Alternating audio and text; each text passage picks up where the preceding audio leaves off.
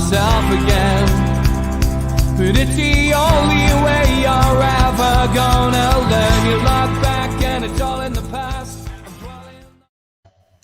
Good evening and welcome to NUFC Matters with me, Steve Wraith, and it's Thursday night, which means I'm joined by Supermac and Gibbo. Good evening, lads. Hi there. Good evening, Steve. Hi, John. Evening, lads. And I've just spoken to the guys off here. I just want to say sorry to a very good, friend of mine, Owen Brown, who's lost his best mate today, Richard Green. Richard Green is a name you probably won't know. That's him on the far right with these two wonderful kids at his side. I and Malcolm had the pleasure of meeting Richard on many occasions. As part of Rafa's team, I was involved with Owen and Richard for 3 years, more or less, when Rafa was at the club. And Richard, sadly today, has lost his battle against that bloody COVID disease. It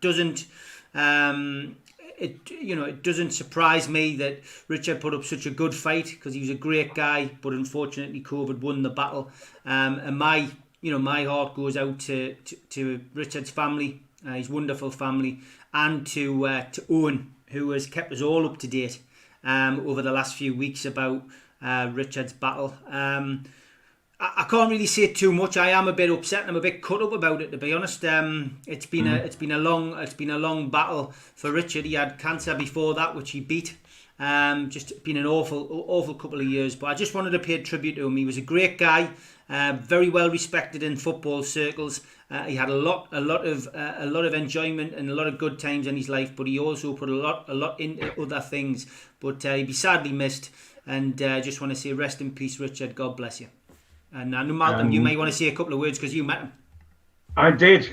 Yes, I met him and his kids. He had two super kids, and I just wish his wife and those kids all the very best. It's going to be a very, very difficult few months ahead for them. Very difficult. It is. Rest in peace, Richard. Thanks for the memories. Okay. Back to business. We've had an international break off. John from Jab Signature did try to lighten the mood today. Of course, the date is quite significant when he put this out, saying congratulations to Newcastle on signing the new strip deal. Of course, it's not the new strip, but John was trying to have a laugh with it being April Fool. He did get it out before 12 o'clock, guys. So well done, John. I think you fooled one or two, but not the masses. But well done, mate. A good joke. I mean, here we go again, lads. It's business as usual. We're looking ahead to a game at the back end of this programme, but plenty to talk about. And Mal, you sent me an email today, which I thought was a great email, and it was just about Ritchie calling Bruce a coward because Ritchie was dropped, but Bruce didn't tell him face to face, and instead leaving one of his coaches to pass on the bad news. So I know that was something you really wanted to talk about tonight, Mal. Well, yes, and that was the reason why Ritchie has called Newcastle's manager a coward. And okay, after all the furore, he did later apologise. But nevertheless, for me, it is a cowardly act. The one thing a manager must always do is be honest with his players, and when he's got bad news to deliver, do it face to face. You must do that. Do it face to face and in private as well. And then there can't be any complaints or questions, as long as you do it with honesty and integrity. But leaving it to a coach and leaving the player to hear it from the coach when it's not the coach's decision, because the player might have questions and probably will do, and the coach hasn't got the ability to argue because it hasn't been his choice or decision. When I was managing, I had one or two difficult times when I was leaving players out, but you try to explain that you're doing it for the very best of reasons. it isn't for the very best of reasons if you haven't got the guts to go and tell the player. And the thing is that the whole, this has probably not happened for the first time with Matt Ritchie. It will have been the case with others. And you can understand why there is a bad feeling developing in the dressing room. They are saying to themselves, we've got a manager who isn't even brave enough just to come and say, look, lad, I'm sorry, but I'm leaving you out this Saturday. It's as simple as that. But you lose respect so quickly from a football dressing room when you just make that wrong decision and don't face up to your responsibilities. And so how Steve Bruce gets back from this, I really don't know. I'm not sure there is a way back. I don't think there is. Gibbo, what's your thoughts on that? Well, yeah, I mean, if there's absolutely no question. I mean, I remember in a much smaller way than Steve Bruce and in a much smaller way than Malcolm, who was manager of Fulham, of course.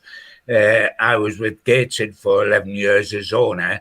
And if I was dealing with my manager or with any players, I felt an absolute responsibility that any major decision I was making within the club had to be explained by me directly to my manager or to the players, and not ask another member of the board to sidle off and do something on the side. Because in the main, it was my decision anyway, so I was responsible for it, so I should explain. But the only way you have any chance of keeping respect is to do the stuff, to do the hard stuff yourself. I found it very easy and very wonderful to go in the dressing room after we've won 6 and stick my head round the door and say, well done, lads, and to the manager and the players. But there's the difficult situations. And the worrying thing with Newcastle, without us knowing exactly the details, is that there seems to have been so many rooks, and there seems to be such a gulf now between certain players and the manager's office that, as Malcolm said, I wonder how we get back. I wonder long term if Mike Ashley is to stay with Steve Bruce long term, i.e. as long as Ashley is owner, and that could be for the start, still could be for the start of next season. How on earth, if Steve Bruce starts, supposing Steve Bruce keeps Newcastle up because Fulham fall on their face and Ashley's still owner, so therefore Bruce is still manager at the beginning of the next season, I don't know how he makes up that ground between him and the players. When I've never known, and I think Malcolm's indicated the same thing, I've never known when it's got this bad with a manager, with players and with the crowd, and bear in mind that Steve Bruce, if he stays on, will have the crowd to face next season. I don't know how you get back to the way things were or better. I don't know how you turn this round. It is very difficult to see how it can be turned round. And really, you see that there's no future in it. No, there's not. I mean, it's one of those situations, isn't it, which, unfortunately happens from time to time at football clubs. But Matt Ritchie seems to be one of those players that attracts it, because he wasn't Rafa's favourite player either. I mean, I think it became almost like a running joke, Malcolm, didn't it, that he was always substituted around about the 65th minute mark when Rafa was manager. So there's clearly something there that people either don't like or don't see or whatever. But, us as supporters, all we see is the effort, and at the moment, effort's something we don't see from a lot of those pulling on the black and white shirt. Yeah. Yes, you could almost set your watch by the time Rafa took Ritchie off, couldn't you? It's like your dog, Malcolm. It's like you and your dog. We can set a watch by it. Where is he? Where's Billy? I think he's on his bed. He's having a soul cup. because usually at this time he's getting a treat or two, you know, and he keeps looking at his watch and over at me. Just on a slightly lightening things, you mentioned me managing Fulham.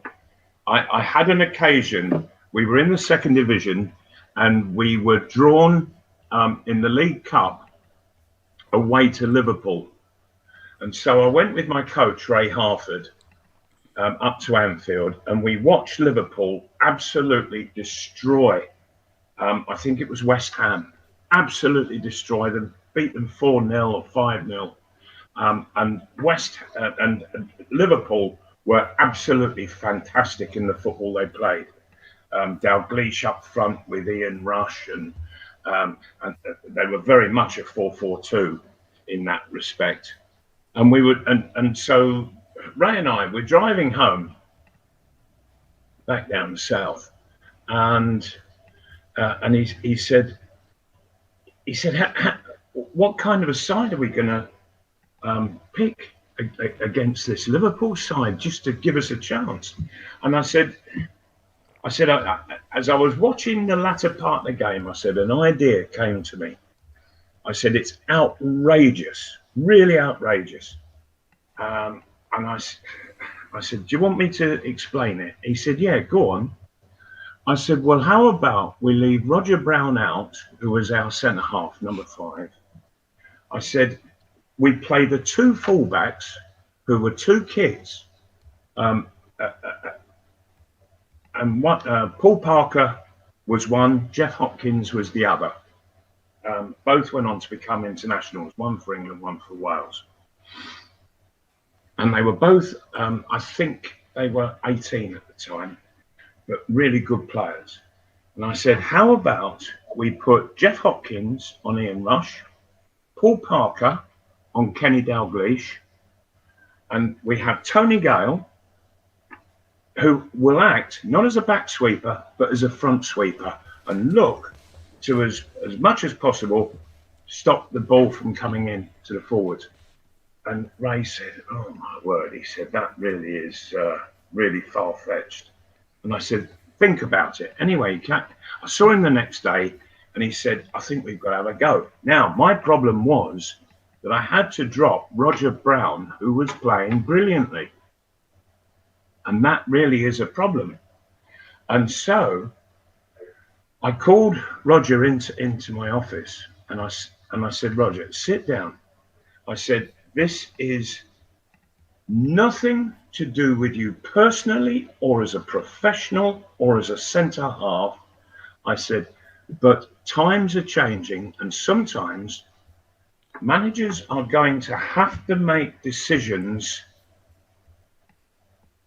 that are going to upset somebody who's doing really well. And I said, and in this particular instance, it's you. And I said, and I'm sorry for that, but I said that we're playing a very radical defence against Liverpool, so I've got to leave you out. And he looked at me and he said, but I'm playing really well. And I said, I know you are. I know you are. But we're playing Liverpool, one of the best sides in the country, one of the best sides in Europe. And a big centre half just won't work against Liverpool. And so he said, well, okay, well, what are you going to play? And I explained it to him. And he said, on Saturday, we play Preston. Who's going to play centre half? I said, you are. I said, I'm leaving you out for this one game. I said, you're not on the bench or anything, but you can come with us if you want. But you're back in the side to play Preston. And sure enough, after the game against Liverpool, Roger was in the dressing room and we had drawn 0-0 at Anfield. Gordon Davis, if you remember, he missed 3 sitters, would you believe? And Liverpool at Anfield never had a shot at goal. It worked superbly. But my relationship with Roger Brown from there on was always somewhat strained. He played against Preston, in the following league match. But then I said, "Well played, Roger. Thought you were brilliant, but I'm leaving you out when we play Liverpool at home in the replay. But you're back in the side for the next game." So Liverpool came to Craven Cottage, and Roger was getting angry with me by now. It's twice I've left him out when he's playing really well. And we drew 0-0 again. Gordon Davies again missed 3 sitters. And so Roger was back in the side, but there was a real strain between us. But all the time I kept going to him and talking with him, and saying, "Look, and I was trying to explain the future of the game, because I said there will be squad rotations and what have you, and players playing really well will find themselves sitting on the bench or sitting in the stand." I said, "So go with the flow." And as it so happens, there was the second replay, the third match against Liverpool. And again, we were well on top. And these 2 lads, Parker and Jeff Hopkins, they were absolutely magnificent. Kenny Dalglish never had a kick in the whole of 3 games. Ian Rush never had a run once, never got beyond the back 4, which, what we were playing, a back 2. And it was outrageous what we did, but it worked. But it was always at somebody's cost, and that cost was with Roger Brown. And our great relationship was quite different. Managers have to do it. You have to take that decision, but you have to do it yourself. And you have to get somebody down and fully explain it. Give them time. Give them your time, and help them understand. And that's what Steve Bruce didn't do with Matt Ritchie. And for me, I think that it really is. It's the death knell for Steve Bruce. He can't recover from it. He's got all of those players in the dressing room, and none of them now trust him because of this. None of them. Sad but true. Let's change the subject a little bit. Train's son John says, have you managed to see the Jackie Charlton documentary? He said he found it so sad and harrowing. He was a great man. I haven't managed to catch it yet. I've managed to record it. I know it's available on BBC iPlayer, but these documentaries that are made, these posthumous documentaries, are always very good, very strong. I feel that the ones what we've seen of Sir Bobby Robson and stuff like that have been fantastic over the years. But that Jack Charlton one obviously covers, the last year of his life, which is quite a hard watch for anybody. It's very frank. Yeah. His wife Pat, who I know, she has been very frank in it, and she has to be and has had to be a very, very strong woman, to deal with Jack in his final years because of dementia, but then to take that decision to help create this television program, which has done Jackie proud, I have to say. I think it's done him absolutely proud. It has flown the flag for all his achievements, and well done on that. But it's shown that it's shown the heart side of things, and I was exceedingly touched. I think they did it very well. My congratulations to the program producers. It was excellent, and they just stuck to the people involved and the facts, and for that I say well done. Have you managed to see it, John? Yeah, I have, and it was harrowing, and it was different in as much as, and it was very brave of that to say they could do this. It wasn't just the normal thing, which is showing a wonderful person's career paying great lip service to it and then having a load of celebs on saying what a good player some guy was or a good manager, etc. But it dealt very much with the dementia situation, and things did strike you because when you know Jack over a lot of years, as Malcolm did, and I most certainly did because I worked with him throughout his career on stage absolutely regularly. And I knew Sissy, his mum, who he was very close to exceptionally well. And the amazing thing, Jack was always so vibrant, so bang, bang, bang in his opinions and getting things across. And we did see the cut to him being filmed in the last year, how much it had taken out of the man and how he was a different sort of guy. And, you know, when his wife said to him, when he was watching a lot of shots on television of the great days with the Republic of Ireland, and she said to him, the Irish people think a lot of you, Jack, don't they? And he said, I've got absolutely no idea. And the love they had for him and he had for them was absolutely phenomenal. And it was like that because I remember by accident, within just a few months before he died, I was in Tesco's shopping and I always saw the big man went in with Pat and they went shopping in Tesco's, and she'd left him for a moment. He was in Tesco's. She'd left him for a moment to go and get something off the shelves, and there he was. I turned the corner and he's literally facing me, and he had absolutely no idea who I was. And I'd worked with him on stage for so many years. I'd worked closely with him almost daily on the year he was manager of Newcastle United, when he took the Republic of Ireland to America, when England didn't qualify for the World Cup finals. I flew with the Republic because it was a Geordie manager from the Chronicles' point of view, and lived in his pocket every day throughout the tournament. And it was sad and it was awful and tough to see, but it was absolutely true. And what we should remember too is that while he reached the absolute pinnacle as a player, i.e. a World Cup winner, he always said, and it was true, I used to have a bit of fun with him because he used to say to me, Gibbo, you do know, of course, when he's having a bit of fun, you do know, of course, I'm a World Cup winner.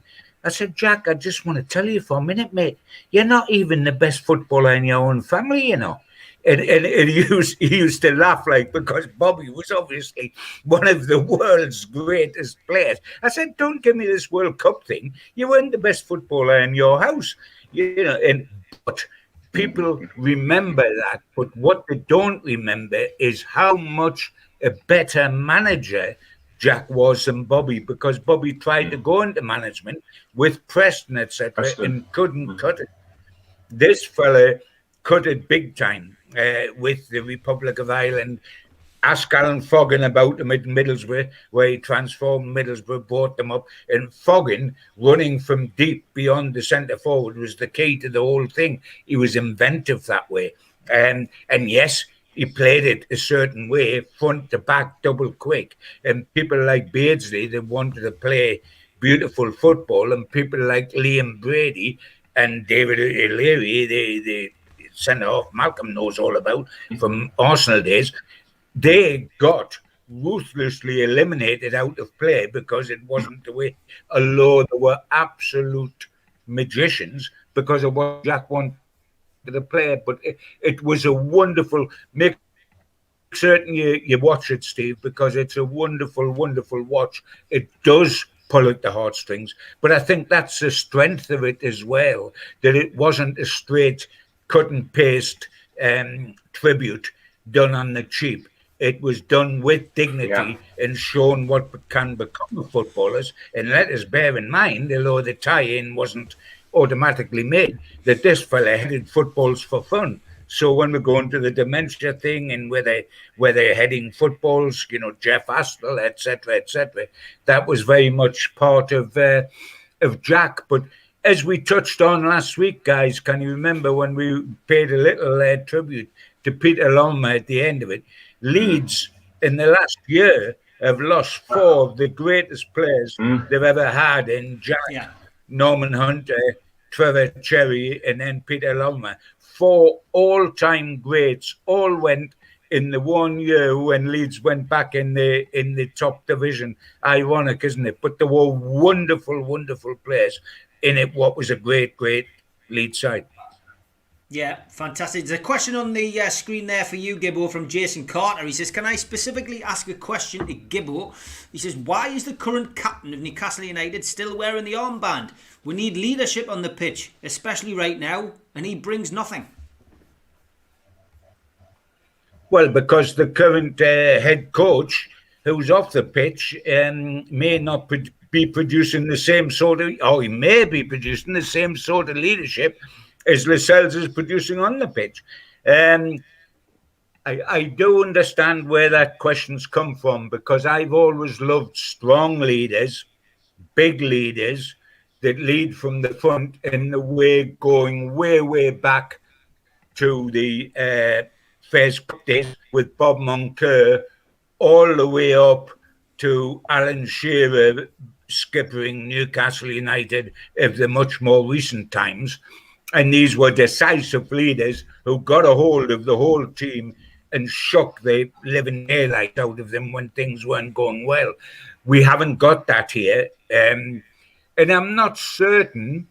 There's people that could lead like Ritchie and Kieran, etc., etc. But we haven't got, as things stand, an automatic captain in the side. And the lack of leadership all over the place, with respect, the lack of leadership from Steve Bruce to the lack of leadership on the pitch, for me, reflects why Newcastle United are exactly where they are as we're going to this absolutely fateful 9-match run to the end of the season. We're in the position we're in because right now we haven't got leaders, and the club's just towing and throwing on heavy seas because we haven't got decisive leaders. That is one of the major troubles, and that applies right away through to Mike Ashley, by the way. That is what's wrong with Newcastle United. No leadership. Yeah, Malcolm, the whole captain thing keeps getting brought up by people in the chat. A lot of people are saying that Lascelles isn't the answer, but you know what? No, but can I just mention one thing on that, Steve? Yeah. That it's almost impossible for Lascelles to be able to be a really good captain for Newcastle United, quite simply because he hasn't got the confidence in himself as a player. That he's always worried about whether he's getting it quite right, and never just relaxes and is able to do it naturally, and just be in the right position, but at the same time be able to pass, to get information over the other side of the pitch, or tell somebody that he's not doing well enough or whatever. He's too worried about number one, and so he needs just to be allowed to get on with his own game, and well, good heavens, who could I see? Shelby, I think, would be a disaster. He'd take it on, but I think he'd be an absolute disaster because he's too selfish. Captains have to have a generous spirit, and you've already mentioned Matt Ritchie, but if Matt Ritchie was a regular in the side, I would give it to him, because I think that he's one of the very few characters in the club who can carry that weight on his shoulders and it not make any difference to him at all. In fact, it would help him grow and be a true leader. And he's got the capabilities to do that. Yep, he certainly has. Big shout out to our sponsors, Spider VPN. They are with us again for the month of April. Help you with all your internet security. Geordie Riffs, premium guitar lessons for beginners and children, guitar repairs and service and recording studio. GeordieRiffs.co.uk is their website. At Geordie Riffs on Instagram and Facebook at Geordie Riffs Official. Also a big shout out to qtechshop.co.uk, the makers of pool tables and snooker tables in Wallsend in Newcastle. And big shout out to John from Jab Signature as well, who makes all of our flyers and promotional material. If you want to subscribe to the channel, just click the Newcastle Legends button down in the bottom right hand corner, hit the thumb up to like the video and click share to share it. That's all you need to know with regard to that. Lots of stuff coming in, lots of stuff to talk about tonight as well. And Dwight Gayle's caused a bit of a stir this week, Malcolm, in the media with the talk of the 3-year deal and looking to maybe tie other players down. What was your take when you heard that this week, that, you know, Dwight Gayle could be getting a 3-year deal? Was it a chance to secure his services for a championship season ahead, or was it a chance to tie him down so that we got a decent fee for him if we stayed up and we decided to sell him? That was my first thought. Oh yeah. He'll be very handy playing up front in the championship. I was absolutely flabbergasted, to be quite honest, because Steve Bruce couldn't have done a better job, absolutely peeing off the fella. He has done an excellent job at creating a real enemy. And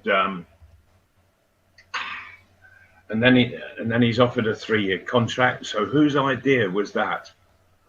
You know, you don't treat a player in the way that Steve Bruce has been treating him and then offer him a 3-year deal. I just find it quite extraordinary. And I can understand his reasons for signing the deal. You know, it's 3 years money at his time. He's 31, John, isn't he? I believe.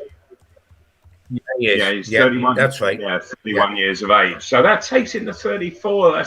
That's a fair old age, you know, and that's looking after his family for the rest of their lives. So that'll do very nicely. Thank you very much. And I don't blame him for signing, but surely he must have asked the question, before I put this pen to paper, are you going to give me certain guarantees that I'm gonna be playing? Because for heaven's sake, he's the only one who has a capability of getting goals while the other fella's out. And yet he's been ignored over and over again, sitting on the bench when Newcastle are desperate for a goal and he's just totally ignored. I find it crazy. I think it's just that he's just resigned to looking after his financial future, that of himself and his family, and that's what it boils down to. But I don't understand Newcastle's actions in the whole thing. No, I mean, does he know something we don't, John? Does he know that Steve Bruce isn't going to be there, and that's why he signed a new contract? It's something that people are asking in the chat. You know, because why on earth would he sign a 3-year deal if he was going to stay and Steve Bruce was going to stay? The two obvious things Newcastle United supporters would take out of this as a knee-jerk reaction to it is, one, we're preparing for the championship, because if you look, he scored 24 goals for us or something and 25 for West Brom when he played the last 2 seasons in the championship. So if we do go down, he is the centre forward you want. The second thing is, you would say, is he gambling on the fact that Steve Bruce won't be at Newcastle United for the 3 years he will be? But if we take it further than that, what intrigues me, and I'll tell you the question and the conclusion I come to, first of all, if you have a player who you're offering a new contract to, you would presume that you would play him, he would be played regularly. If he's worth a new contract, he will be played regularly.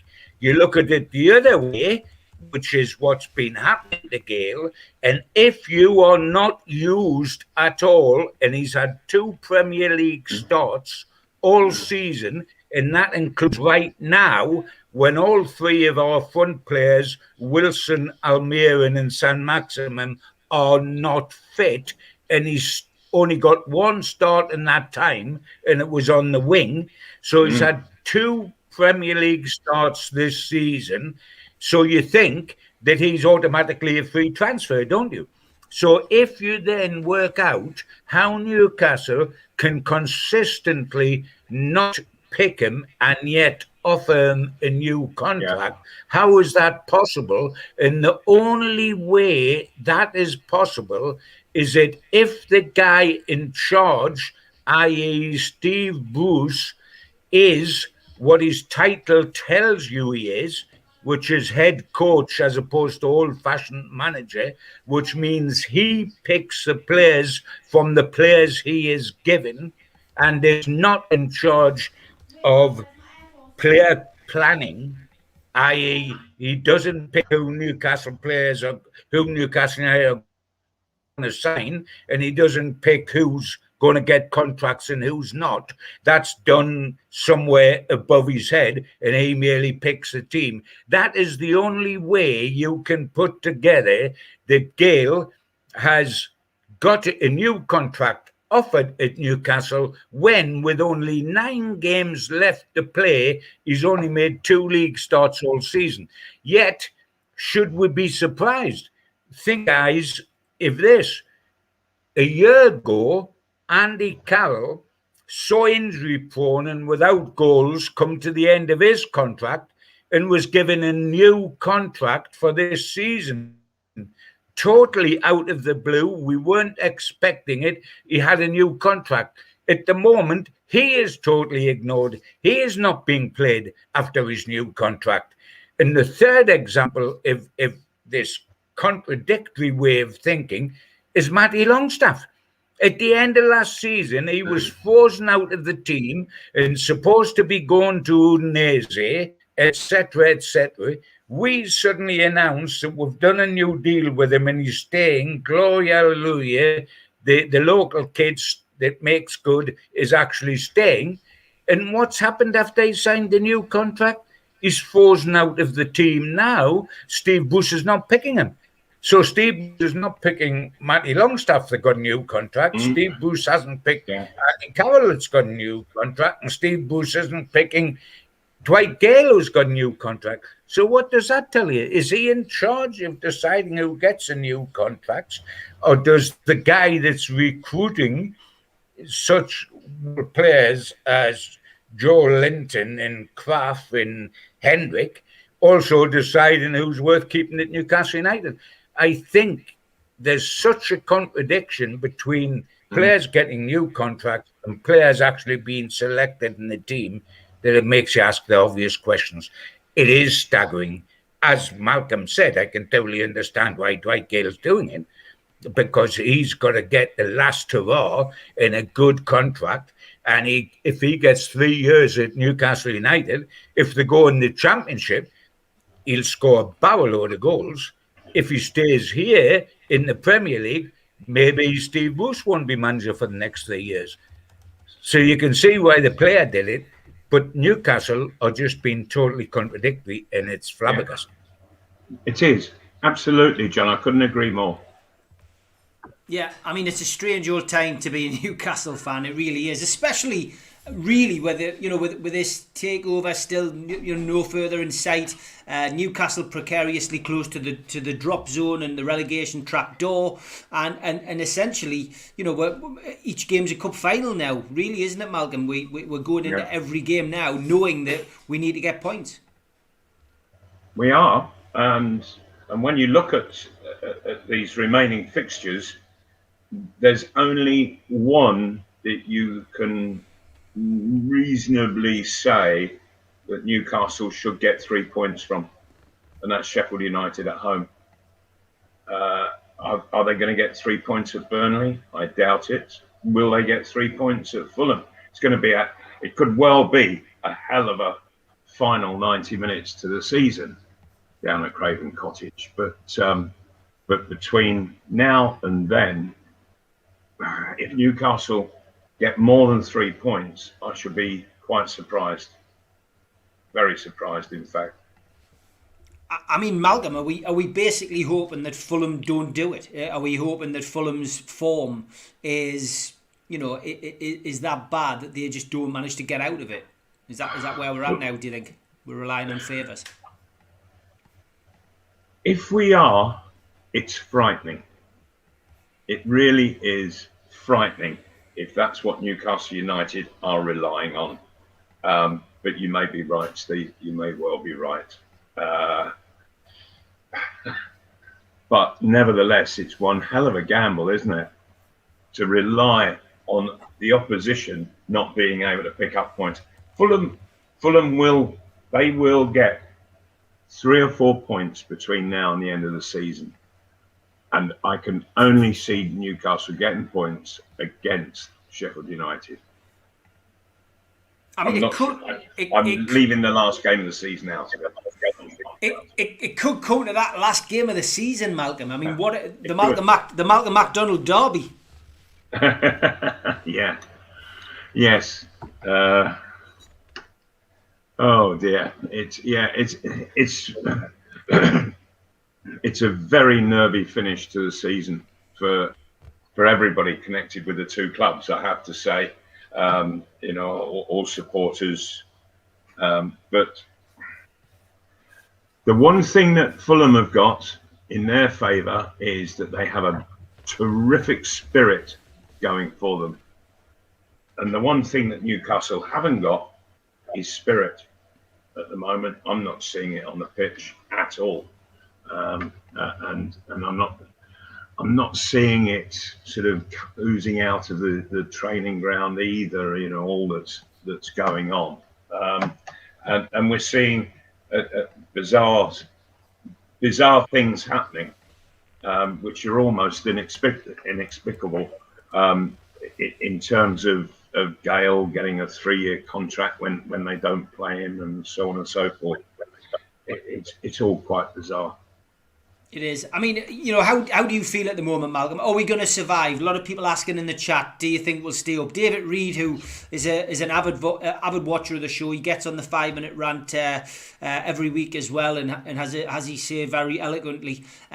He's very positive. He's one positive light. We've usually got Daz on the Worldwide show, who does loaded football on their own channel, and he's quite positive. He's almost joined us now. He's almost accepted that we're probably down. But David's very positive. He could be right, Mal. But where are you on this? Do you think we'll stay up, or do you think we'll go down? I think Fulham have got the ability to nick points between now and the season's end. They have the ability to surprise. And the only surprise with Newcastle is just how bad they can really be out on the football pitch. When you think that Fulham, they went to Anfield and beat Liverpool. And I can't see Newcastle getting a win against anybody other than Sheffield United, who are rock bottom. You think we'll get a few draws in there? I mean, Janos says Malcolm's predicting we're going to lose 8 of our remaining 9 games. No. He says no chance. Right. And I say no straight off. And there is a very simple reason why I'm saying that. The Newcastle, they don't play in a fashion to give themselves a chance of getting points. That they don't attack. Their goal scoring prowess is just about zero, and so what that causes is the back four. They never get any respite. They're under pressure 90 minutes of every game. They don't just get that chance just to be able to knock it about and relax and enjoy the game. there's always a constant pressure on the back line because it's 0-0 all the while, or they go 1-0 down. You know, they don't have that luxury of just getting a 1-0 lead and being able to enjoy the possession that they've got. And the pressure, it's immense on the back four, and therefore it comes on the middle, the midfield players, and of course up front there's a huge pressure that these guys have got to score, and they haven't got a clue how to do it. And so in the end, I start to see players who are almost in a I don't care mode. You know, that they're just going through the motions. And I think all that's going on off the field as well, it isn't helping whatsoever. But it's that pressure. You know, the goalkeeper, he's under pressure all the time. He daren't give a goal away because nobody's going to get one at the other end to give you a chance to get some points. And it's just one slip. You know, and when you see Kieran Clark making the mistake that he made in the last game against Brighton, you know there's a major problem. Yeah, Dave Reese is having a bit of banter in the chat. He's with other fans. They're all saying they wish they could have his positivity. He says, if I'm wrong, I'll gladly put myself in the stocks at Monument and you can throw stuff at me. There's a promise. John, what about you, mate? Newcastle to stay up or Newcastle to go down? How do you see it playing out, John? Very, very good question, Steve. What I'm going to find incredibly interesting is seeing Newcastle play Tottenham Hotspur on Sunday. And the reason I say that is this. In the last game, we were, by our standards, as bad as it's possible to get. I think we have had a shocking season. We've had 2 wins in the last 20, etc., etc. But there wasn't a performance as dreadful as the one at Brighton, because not only was it 3-0 and 6-0 over the 2 legs, but we just put the white flag up and surrendered. Now, we have had a fortnight's break at the end of that. Everybody immediately after Brighton, including a lot of players, thought Steve Bruce is going to get peddled. Steve Bruce was not peddled. So that is something that everybody has got to get used to. We've also had a fortnight to concentrate minds because Newcastle United haven't been playing. And what I'm looking at on Sunday is what I see on the field. Forget for the moment it's picked or the tactics or whatever. I want to look at the body language of every player on the pitch on Sunday. Is it better than Brighton? Is it as bad as Brighton? It couldn't be worse. But what I'm meaning by this is the one chance we've got is if the players have got together or thought in their own mind, this man might be taking us down. We might be going down. But are we going to do something about it? Do we want to be championship players next season?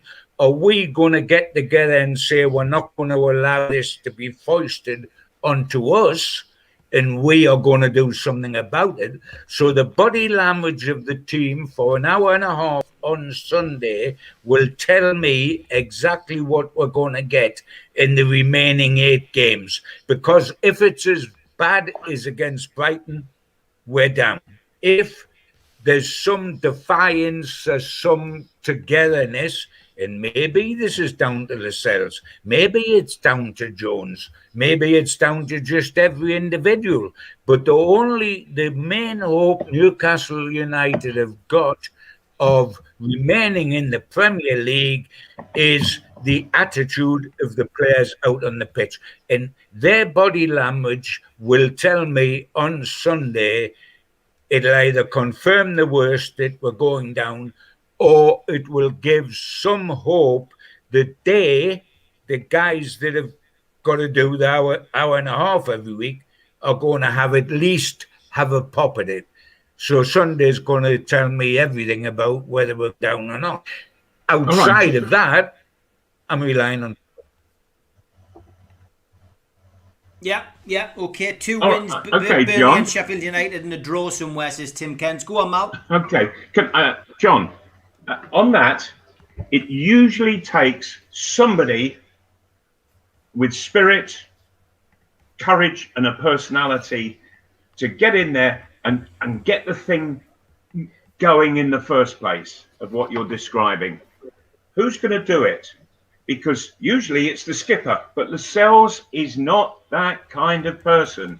He'll walk out holding his shoulders back, but as soon as the game starts, he goes hunched. And he hasn't got that character that can build character in others. So who is there? The only person I can think of, to be quite honest there, and I've mentioned it before, is Matt Ritchie. But I think that he's almost pushed out of this of the whole scenario. So who is going to lead it?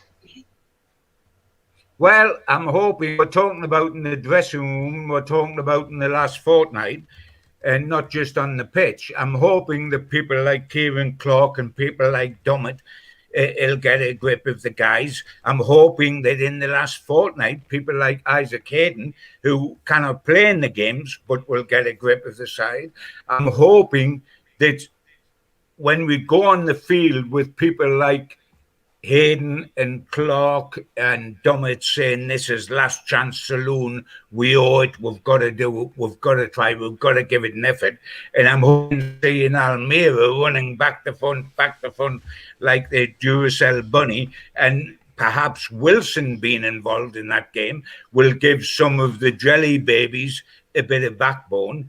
And you've got to hope for this sort of response. And then other people that are offence sitters, like the goalkeeper, regardless of whether it's Dubrovka, whether he's over towards Darlow, you would hope that people would respond like Willock and like some of the young lads, and that it will rub off collectively. Because if something like this doesn't happen, we've got no chance, mate.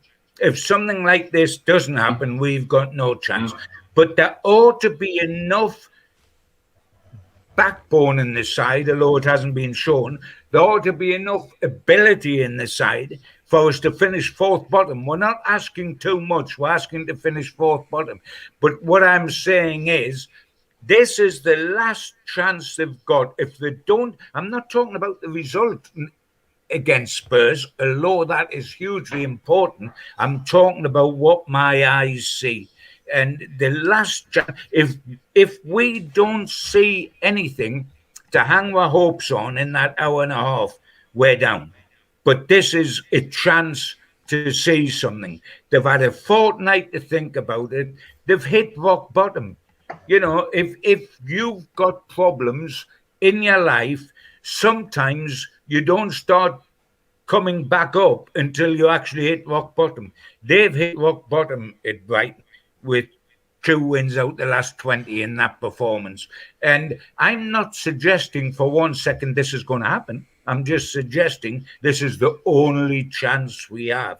Outside of that, we just run up the white flag and hope Fulham can't do it. But I want to see their body language. Before the final whistle goes on Sunday, I think I'll have my feeling about whether we've got a chance of staying up or not.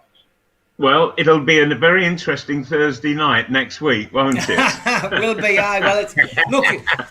Every time you say that, John, when you put that set, you can't defend the indefensible. 2 wins in 20 games. Any other club would have sacked the manager after that run. This club is just crazy. Aston Villa sacked Steve Bruce for 1 win in 9 games, or was it 10? So they got rid of the same guy for half the offence that's been committed this time. There's absolutely no question. There's also no question. But I mean, don't we agree, guys? We're stuck with Steve Bruce until our fate is decided at the end of the season, because he isn't going to bring in a new manager now. There's absolutely no chance of that whatsoever. So, you know, we've got to hope that something can happen in the current situation. And the only hope we've got is that the players take it upon themselves. And there's been no evidence of it so far, but sometimes you've got to hit rock bottom. And we've certainly hit rock bottom at Brighton. And as I say, talk to me Monday morning and we'll know what's happening. Talk to us next Thursday and we'll know what's happening. But wouldn't it be nice if we'd actually beaten Spurs, Malcolm? We're laughing, but if we'd actually... I mean, can you remember, Malcolm, and you, Steve, you know, pigs can fly, and there is such a thing as Fantasy Island. We once won at Spurs, and Linton scored the winner, my friends. So the ridiculous does happen. That was a dream.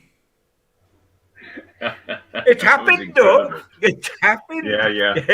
Although you mightn't be able to believe it, but it happened. There's a flock of pigs flying over. Let's look ahead briefly. There was as well. Before we finish, let's... what I want to do? Next Thursday... Next Thursday, Steve, I want to talk to Malcolm about Newcastle beating Spurs 1-0 on Sunday and Joe Linton scoring the winner. I can't wait for that one on Thursday. I can't wait long enough for that to happen. If we don't, then let's look back at the game when we beat them 7-1 under Keegan. Let's just pretend we've won a game. Quickly, just want to say happy birthday. It's not often you get all these happy birthdays in one go, but happy birthday to Steve Watson, of course, part of the entertainers. Also sharing the birthday today on the 1st of April Fool's Day, John Bailey. There's a blast from the past and a cracking strip to boot. And somebody who spent a short period of time here, Ian Baird, as well. I always liked Ian Baird. I wished I'd seen more of him in a black and white shirt. I did quite like him. Cracking player. But happy birthday to those guys. Spurs, of course, Sunday, 2:05, live on Sky Sports at St James's Park, as always, as we are still under COVID restrictions. No fans there. Jose Mourinho bringing his Spurs side to St James's Park. After beating his hoodoo last season, he could never win a game at St James's Park. He finally did it last season, guiding his team to victory at the 8th time of asking. Jose likes a trip to St James's Park because of his connections with Sir Bobby Robson, of course. And how do the teams line up? Well, we'll find out a bit more about that tomorrow. What we can tell you is that Isaac Hayden is injured and out for the rest of the season. Fabian Shaw is still in the treatment room as well, not expecting to play, but he should be back in time for the European Championships, he's hoping. There is, of course, optimism surrounding the club that Callum Wilson and ASM could be back. Whether they'll feature, we will probably find out a bit more tomorrow. Dubravka, Clark, Hendrick, Kraft, Lewis, Fraser and Anderson have all been away on international duty. But Dubravka, of course, has had a stomach bug, which he hasn't featured internationally. So there might be concerns over whether he will be available. We'll wait to see on that. As always, there's always bad news when teams play at this moment in time. And Heung-Min Son, of course, who's been out for Spurs, is looks like he's going to be back in contention to play on Sunday now. But Ben Davies, Matt Doherty and Sergio Reguilon are all doubtful. So here we go, guys. Spurs at home. It's a game sometimes. You know, I used to look at this and think, well, Spurs don't travel well, but I was quite shocked when I saw the stats and that they're actually looking to record the fourth straight win at St James's Park, Malcolm, in a row. So it's been a happy hunting ground for them in recent times, but usually we do quite well against Spurs at home. So how do you see this? How do you see this going, mate? It all depends on Newcastle United and the mood in which they come out onto the pitch, whether they're up for a real battle and are prepared to play some stuff, but can they score? That's the question. Spurs, I think they look an absolutely terrific side, and well, the form that Harry Kane has been showing of late, I thought he's so heads and shoulders above people, even in the internationals that we've just witnessed. And I really can't see Newcastle holding out against Spurs. I really can't. I think that Newcastle will get outplayed, outscored, and outpointed. Okay, John, what about you, mate? Well, Malcolm's just cheered me up no end there. But I can understand where that's come from. The interesting thing is that we're hanging our hats, Newcastle United fans, so much on this might be the game where Callum Wilson comes back, etc., etc. And of course, that would be a mammoth boost of that. There's no question. But on the other side of the coin, and you mentioned it, Steve, when you were on about the team, there's the possibility of Song coming back on Spurs side to link up with Kane. Now, that has been a devastating twosome all season, Song and Kane. Yeah. And what wasn't mentioned as well, Steve, is Lamela that scored that sensational goal on the box and was then sent off. You know, the kick behind his standing leg, he scored and he was then sent off. He is available again after his red card. So there are problems, but the one thing, and what we said, can we score goals and can we keep them out? We've scored 28 goals in 29 league games. There's only Burnley scored less goals outside the bottom three than Newcastle United. We've conceded 48. Only Southampton, outside of the bottom three, have conceded more than Newcastle. And that's because they let in 9 against Manchester United. So our figures are poor. But here's a thought.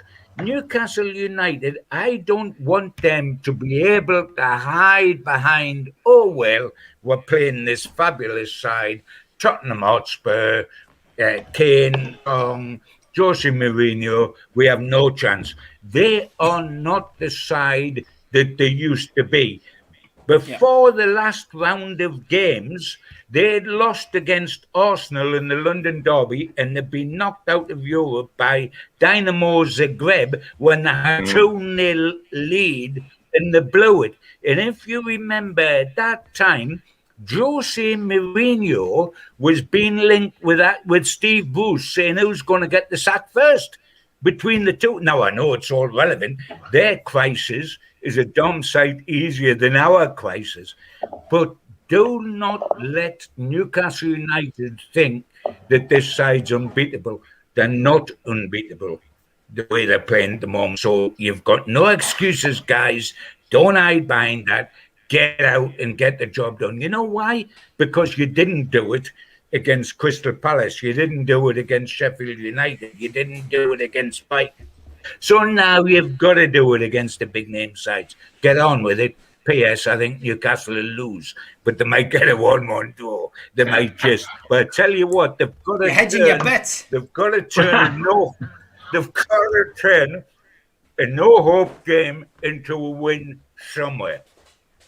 Oh, and on top of that, John, I forgot to mention, but Fraser had rave reviews for playing for Scotland, and he scored twice. So maybe he'll bring that form to St James Park on Sunday and go and blitz Spurs all on his own. The difference is he gets played in a position where he can do that, and he's.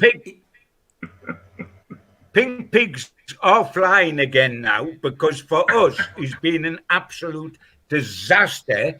And while everybody's raving on about the form Fraser has shown for Scotland, may I just, as a little dampener, suggest that when he plays Spurs on Sunday, they're not the Faroe Islands.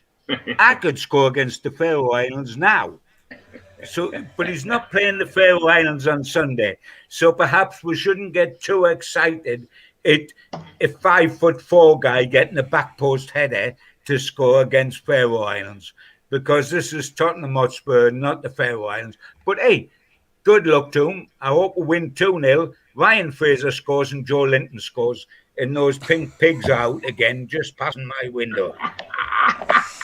Good God. Optimism flying through this show. There is, lads, as always, it's been absolutely brilliant. I'm back tomorrow night, 5:30. It's the Godfather this time. There's Steve Hasty is the Godfather. Me, Steve Hasty, Neil Mitchell, the three amigos. And tomorrow night we're joined by NCSL's Keith Patterson. I'm looking forward to having Keith back on. Haven't had Keith on for a while. He'll be on to give us his views on what's going on. And he'll obviously be on to talk a little bit about the takeover and arbitration, see whether he's got any info, because everything else seems to be very quiet with all our other sources. Nothing seems to be happening at all. So it'll be interesting to hear what Keith's got to say. You can catch John in the Chronicle and Gibbo in the Chronicle as well. Some great stuff, honestly. If you want, people are saying that John should be doing the team talk. Honestly, if you read John's articles in the Chronicle every week, he always captures exactly what's going on at the club. I've always said it. He's the best journalist in the North East and always will be. And he covers Newcastle, knows Newcastle like the back of his hand. And get yourself onto the Chronicle online and look out for John Gibson stuff. Mal, John, been an absolute pleasure. See you next week, guys. Have a great weekend. Indeed, and to you, Steve, and Take you, care. John. Take care, boys. Nice to see you again. Keep the faith.